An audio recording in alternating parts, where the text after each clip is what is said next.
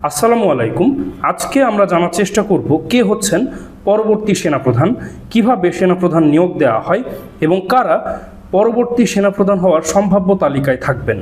তো বাংলাদেশের বর্তমান সেনাপ্রধান জেনারেল ওয়াকারুজ্জামান 2024 সালের 23শে জুন তিনি সেনাপ্রধান হিসাবে দায়িত্ব গ্রহণ করেন এবং তিনি 3 বছর মেয়াদে সেনাপ্রধান হয়েছেন। সুতরাং তার স্বাভাবিক মেয়াদ রয়েছে 2027 সালের 22শে জুন পর্যন্ত। কিন্তু বর্তমান সরকার যদি চায় তাহলে রাষ্ট্রপতির আদেশক্রমে তার 3 বছর মেয়াদ শেষ হওয়ার পূর্বেই যে কোনো সময় অর্থাৎ আজকাল বা পরশু বা কয়েকদিনের মধ্যে চাইলেই সেনাপ্রধানকে অবসরে পাঠিয়ে নতুন কাউকে সেনাপ্রধান নিয়োগ করতে পারেন, অথবা সেনাপ্রধানের যে স্বাভাবিক 3 বছরের মেয়াদ 2027 সালের 22শে জুন পর্যন্ত তিনি তার সম্পূর্ণ দায়িত্ব শেষ করতে পারেন। তো এখন দেখার বিষয় হলো বর্তমান সরকার কি করে। তো এখন আমরা জানার চেষ্টা করব যে সেনাপ্রধান আসলে কিভাবে নিয়োগ পেয়ে থাকেন। তো বাংলাদেশের সেনাপ্রধান নিয়োগ পেয়ে থাকেন বাংলাদেশে প্রচলিত একটি আইনের মাধ্যমে, সেটা হচ্ছে বাহিনী প্রধানদের নিয়োগ, বেতন ভাতা এবং অন্যান্য সুবিধা সংক্রান্ত আইন 2018 অনুসারে।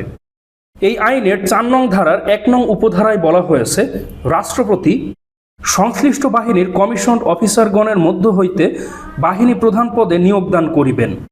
এখানে সেনাপ্রধানের নিয়োগকর্তা রাষ্ট্রপতি হলেও তিনি প্রধানমন্ত্রীর পরামর্শক্রমে তিনি সেনাপ্রধান নিয়োগ করে থাকেন। আর উপধারা 2-এ বলা হয়েছে, উপধারা 3-এর বিধান সাপেক্ষে বাহিনী প্রধানের নিয়োগের মেয়াদ হইবে একসঙ্গে বা বর্ধিতকরণ সহ নিয়োগ প্রদানের তারিখ হইতে অনূর্ধ্ব 4 বছর, অর্থাৎ সর্বোচ্চ তিনি 4 বছর দায়িত্ব পালন করতে পারবেন। কিন্তু বর্তমান সেনাপ্রধানকে 3 বছর মেয়াদে সেনাপ্রধান করা হয়েছে, তো বর্তমান সরকার চাইলে আরও 1 বছর মেয়াদও তাকে বৃদ্ধি করতে পারে। আর 3 নং উপধারায় বলা হয়েছে, রাষ্ট্রপতি জনস্বার্থে বাহিনী প্রধানের নিয়োগের মেয়াদ উত্তীর্ণ হইবার পূর্বে তাহাকে অবসর প্রদান করিতে পারিবেন। যেমন বর্তমান সেনাপ্রধানের যে স্বাভাবিক 3 বছরের মেয়াদ সেটা শেষ হবে 2027 সালের 22শে জুন, কিন্তু বর্তমান সরকার যদি চায় তাহলে রাষ্ট্রপতির আদেশক্রমে তাকে যে কোনো সময় অবসরে পাঠিয়ে নতুন কাউকে সেনাপ্রধান করতে পারে। এটা ছিল সেনাপ্রধান নিয়োগের যে প্রচলিত আইন সেটা, কিন্তু এখানে কিন্তু স্পষ্ট করে বলা নেই সেনাপ্রধান হতে গেলে কোন র্যাঙ্ক থেকে আসতে হবে। এখানে বলা হয়েছে কমিশনড অফিসারগণের মধ্য থেকে যে কোনো একজনকে সেনাপ্রধান করবেন। কিন্তু বর্তমানে বাংলাদেশের সেনাপ্রধান হিসাবে 3 তারকা পদমর্যাদার একজন লেফটেন্যান্ট জেনারেল কর্মকর্তাকে 4 তারকা পদমর্যাদার জেনারেল র্যাঙ্কে প্রমোশন দিয়ে তাকে সেনাপ্রধানের দায়িত্ব দেওয়া হয়। তো বর্তমানে বাংলাদেশ সেনাবাহিনীতে 6 জন অ্যাক্টিভ লেফটেন্যান্ট জেনারেল রয়েছেন। তো বর্তমান সরকার চাইলে রাষ্ট্রপতির আদেশক্রমে এই 6 জন লেফটেন্যান্ট জেনারেলের মধ্য থেকে যে কোনো একজনকে জেনারেল র্যাঙ্কে পদোন্নতি দিয়ে তাকে সেনাপ্রধান করতে পারে।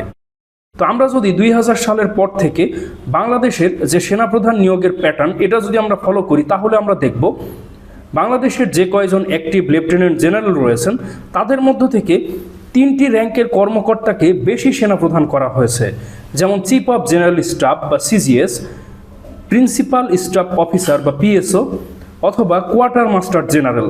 এই 3টি পদ থেকেই বেশি সেনাপ্রধান করা হয়েছে। যেমন বর্তমান সেনাপ্রধান জেনারেল ওয়াকারুজ্জামান তিনি কিন্তু সেনাপ্রধান হওয়ার পূর্বে চিফ অফ জেনারেল স্টাফ ছিলেন এবং তার পূর্বে তিনি প্রিন্সিপাল স্টাফ অফিসারের দায়িত্ব পালন করেছেন।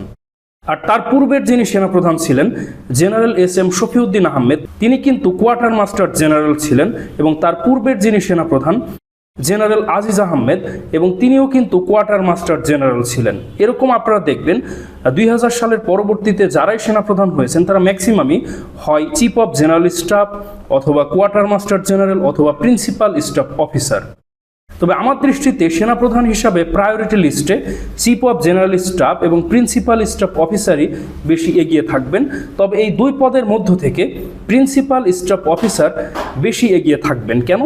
কারণ প্রিন্সিপাল স্টাফ অফিসার হলেন বাংলাদেশের যে সশস্ত্র বাহিনী বিভাগ এর টপ এক্সিকিউটিভ অফিসার এবং তিনি 3 বাহিনীর সাথে সরকারের সমন্বয় সাধন করে থাকেন এবং সরকারের সাথে এই 3 বাহিনীর ডিল তিনি করে থাকেন, যার ফলে সরকারের সাথে এই প্রিন্সিপাল স্টাফ অফিসারের আন্ডারস্ট্যান্ডিংও ভালো থাকে।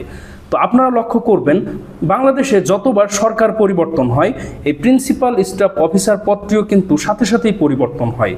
তো আপনারা দেখেছেন বিগত শেখ হাসিনা সরকারের পতনের পরপরই কিন্তু ডক্টর ইউনূস সরকারের আমলে এই প্রিন্সিপাল স্টাফ অফিসার পদে পরিবর্তন এসেছিল।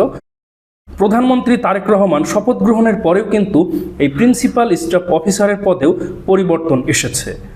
সুতরাং এই প্রিন্সিপাল স্টাফ অফিসারের সাথে সরকারের খুব ভালো একটা আন্ডারস্ট্যান্ডিং রাখতে হয়, কারণ সরকারের সাথে তিন বাহিনীর মধ্যে যে সমন্বয় সাধন এই প্রিন্সিপাল স্টাফ অফিসারের মাধ্যমে কিন্তু করা হয়ে থাকে।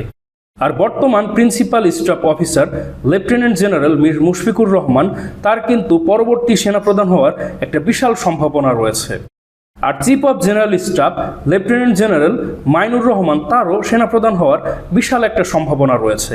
কারণ আমরা দেখেছি বর্তমান যিনি সেনাপ্রধান, তিনি সেনাপ্রধান হওয়ার পূর্বেই চিফ অফ জেনারেল স্টাফ ছিলেন এবং তিনি তার পূর্বে প্রিন্সিপাল স্টাফ অফিসারও ছিলেন। এটা নির্ভর করছে সরকারের উপর। সরকার চাইলে যে এই চিফ অফ জেনারেল স্টাফ থেকে বা প্রিন্সিপাল স্টাফ অফিসার থেকে সেনাপ্রধান করতে হবে এমন কোনো বিষয় নেই। সরকার চাইলে এই লেফটেন্যান্ট জেনারেলের মধ্য থেকে যে কোনো একজনকে সেনাপ্রধান করতে পারেন, অথবা যে কয়জন মেজর জেনারেল রয়েছেন তাদের মধ্য থেকেও যে কোনো একজনকে লেফটেন্যান্ট জেনারেল করে পরবর্তীতে তাকে সেনাপ্রধানও করতে পারেন। এটা নির্ভর করছে সরকারের সিদ্ধান্তের ওপর। তো দর্শক মণ্ডলী, আপনার দৃষ্টিতে কে হতে পারেন পরবর্তী সেনাপ্রধান? এই বিষয়ে আপনার কি অভিমত অবশ্যই কমেন্টে জানান।